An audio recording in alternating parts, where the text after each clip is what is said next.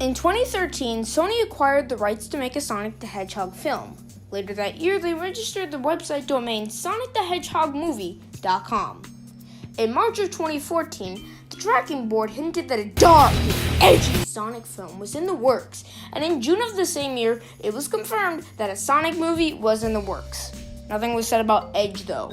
And after that, we didn't get much news outside of the occasional interview where they gave little snippets of info, like that the movie was aiming for a PG-13 rating. Eventually, the film was handed over to Paramount, and in 2018, it seemed like the film was heading somewhere as images from filming were leaked. And then in late December of 2018, we got this.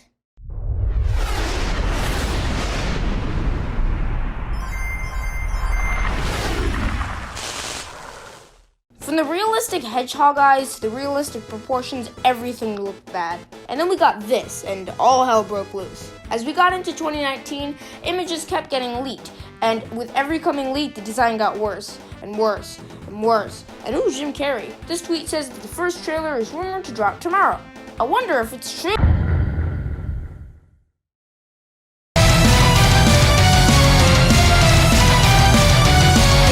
Hello everyone, my name is Carter, and today they released the Sonic movie trailer, and I watched it.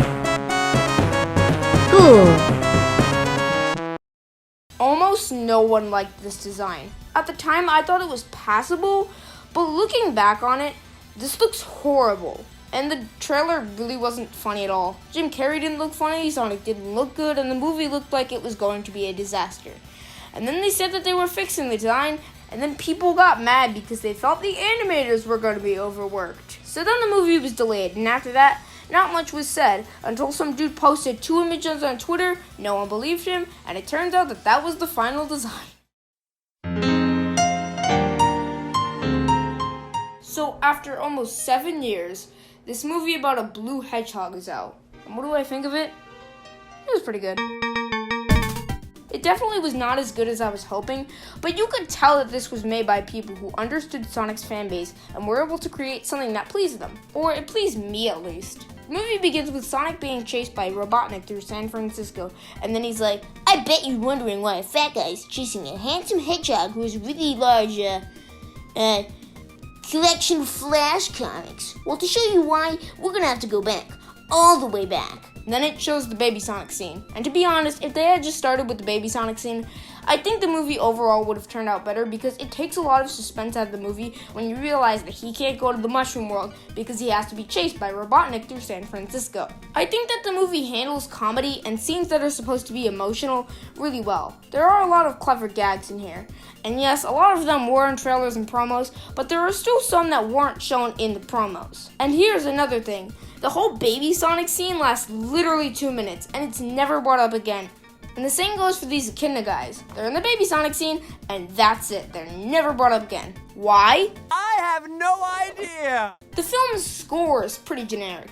The standout track is Robotnik's theme, since it's literally just a remix of his Adventures of Sonic the Hedgehog theme. Now, Jim Carrey was really good. You could tell that he put a lot of effort into his role and had a lot of fun doing it. And the relationship between Tom and Sonic is really good. Now, towards the middle, when Sonic argues with Tom about leaving Green Hills, that felt really forced. But other than that, Sonic and Tom worked really well off each other.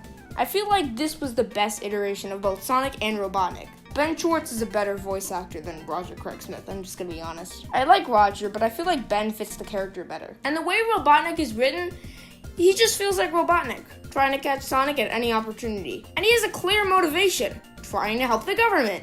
So overall, despite its shortcomings, I really enjoyed this movie. I would definitely recommend this to anyone, even if you know nothing about Sonic. It doesn't require any knowledge of what Sonic is. So honestly, this is a 4.5 out of 5.